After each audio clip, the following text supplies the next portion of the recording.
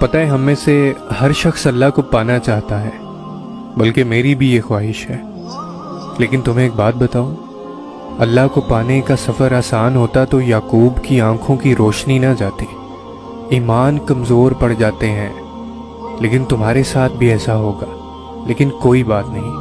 قدم لڑکھڑا جاتے ہیں لیکن کوئی بات نہیں، دل گھبرا جاتا ہے پھر بھی کوئی بات نہیں، رونا بھی آتا ہے، مگر ان سب کے بعد بھی تمہارا بھروسہ نہیں ٹوٹنا چاہیے۔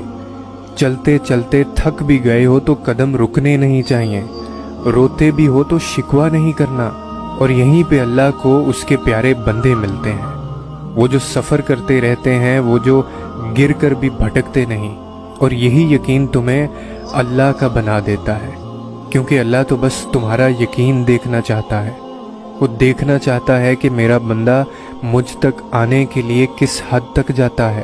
اور تم اس تنہائی سے بھی مت گھبرانا، تنہائی اللہ کے قریب کرتی ہے، لوگوں کے چھوڑ جانے سے گھبرایا نہ کرو۔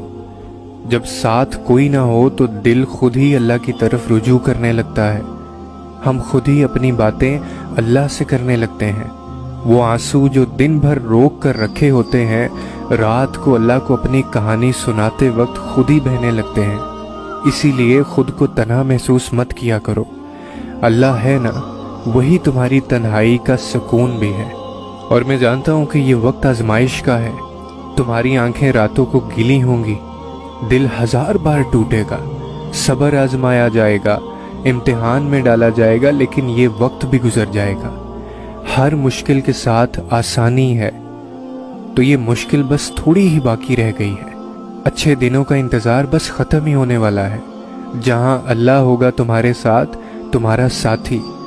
تمہیں بس اس پہ یہ یقین رکھ کر چلنا ہے۔